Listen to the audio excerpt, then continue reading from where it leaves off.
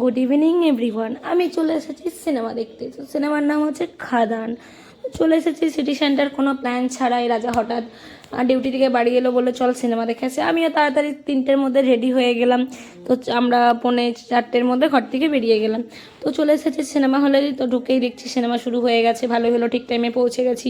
Ticket কেটে এদিকে দেব আর যিশু এন্ট্রিও নিয়ে নিয়েছে।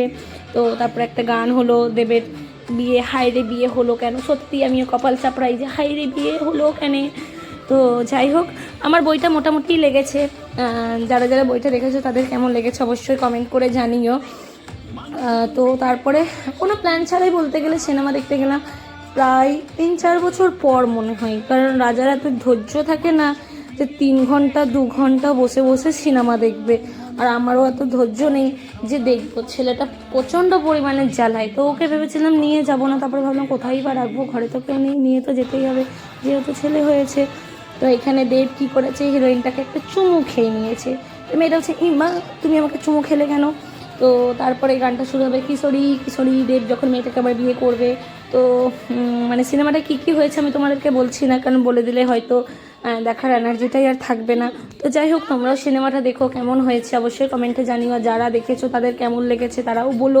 আমার ভাই মোটামুটি লেগেছে, না খুব একটা ভালো না খুব একটা খারাপ। তো তারপরে এখানে রাজার আমি গল্প করছিলাম, মুভি দেখছিলাম অনেকটা দিন, মানে একসাথে সময় কাটালাম। তাছাড়া বন্ধু বান্ধবীদের সাথে তো থাকি, এত গল্প হয় না। তো আর রাজাও বাড়িতে এতটা সময় দেয় না যে আমার সাথে গল্প করবে। এখানেও আমি একটু সেলফি টেলফি নিয়ে নিচ্ছি।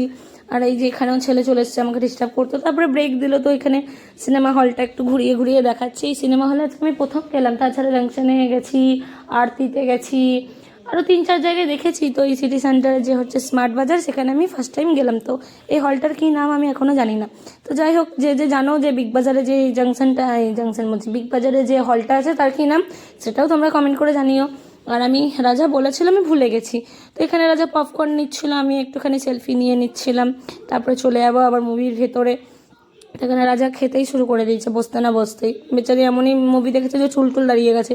তো অনেকক্ষণ মুভি দেখা হয়ে গেল, শেষ সিন চলে এলো। তো আমরা দেখে নিলাম, তারপর সবাই বাড়ি চলে যাচ্ছিলাম। তো বাড়ি গেলে হবে, তার আগে আমি টুক করে একটা ফটো তুলে নিলাম। রাজাকে বললাম, রাজা তো লজ্জায় মরে যাচ্ছে, সবসময় ফটো ফটো ফটো, তোরা তো ফোন নিয়ে ঘাটারই কী দরকার। তো যাই হোক, চলে যাচ্ছি বাড়ি। সবাইকে টাটা, সবাই ভালো থেকো, আমিও ভালো আছি, তোমরাও ভালো থেকো।